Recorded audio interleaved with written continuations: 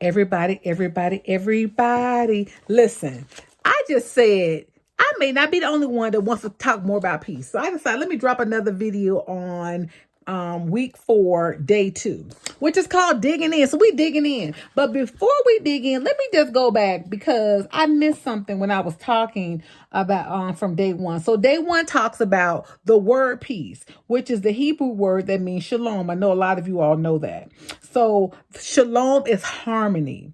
It's harmony of your health, your wholeness, and it helps you to overcome chaos. And so I like this. She said, when you have true peace, it's detected against the backdrop of commotion and confusion. She said, when instability abounds, yet you remain steadfast. When disappointment and confusion is near, yet you're still capable of walking with the spirit-infused confidence, stability, and steadiness. Baby, you got them shoes of peace on, okay? So in day 2, she described the shoes. So she talked about the Roman soldiers, and if you look at their shoes were very similar to cleats, right? So those cleats was able to dig into terrains. So even when it was slipping and sliding, you didn't slip and slide like you would in regular shoes because you had that grippage, right? So that's what peace gives you. It gives you that grippage. You know, when people be trying to try it, remember we talked about how they be trying it? You be like, oh, you tried it, didn't it? And it didn't even bother me. So some scriptures I'm going to give you that she gave us to go back and listen to, or go back and read. I mean, if you want to play them on your Bible app, is Psalms 119 and 165, Isaiah 54 and 10, Luke 78 through 79, and Philippians 4, 6, and 7. So she said, Paul outlines the armor that believers are to wear. He didn't only have individuals in mind. He was thinking of the living, breathing entity of the church as a whole. Now, people got problems with the church.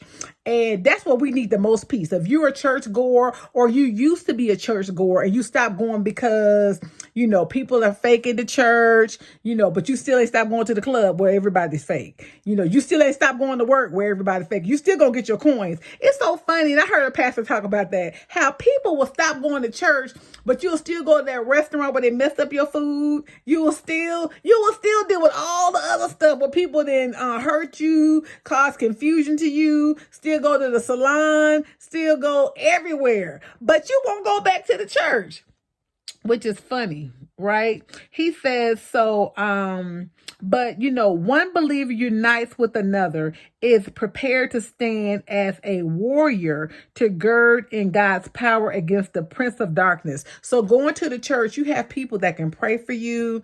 You have people that can intercede on your behalf. They can talk with you. They can help you, in the way that, sometimes your own family can, and that's what I like about, the church. And people say people are fake and phony, but that's the one place, if you can't line yourself up right, you're going to get yourself together when it comes to church, but then you're a human being. So you are going to disappoint at some point because you people, people expect pastors and other people to be perfect. They're not perfect. And that's why people be hurt, because you expect these people to be perfect.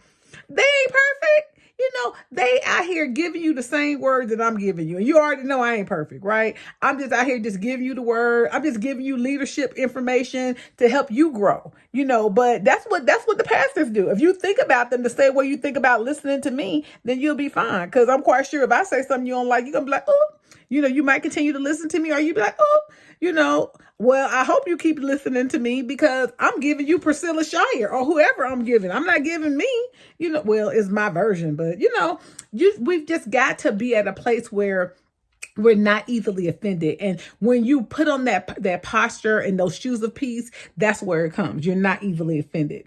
So she says, hurt and anger linger between you and another person, between church and other groups across town, between one race and another. The peace of God can bridge the gap and bring healing and restoration. When it does, not only will it cause the people here around here on this planet to sit up and notice, but it will declare the manifold wisdom of God through the church. And so then she references Ephesians 3 and 10 that says, to the rulers and authorities in heaven. So then she talks about Colossians 3:13, which says, bearing with one another. That's what we're supposed to be doing. We're supposed to be bearing with one another, dealing with one another, gritting and bearing. Okay. It's sometimes a requirement in the terrains that lead toward restoring and maintaining peace. So it's some people in your life, you gotta be like, oh, let me get it together. I'm about to go in here. It's some men and some women, you get off from work and you got to go in the house and you be like, oh Lord, what am I about to do? That's what you putting on your shoes. You don't even realize it. You calling, oh Lord, let me just get it together. Help me get it together. That's when you putting on your shoes of peace. That's your peace. Now hopefully you keep your shoes on when you get in the house and when they say something, but that's you don't realize at that point you're putting on your shoes of peace. Okay.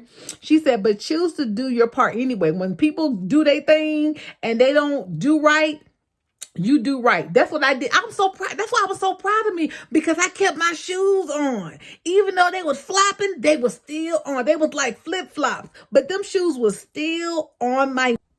So I had my shoes on, honey, my shoes. So we must have patience, grin and bear situations, right? But choose to walk in peace either way. And that only means that you can carefully stride when you do that. And you will be at peace because you put on the shoes of peace.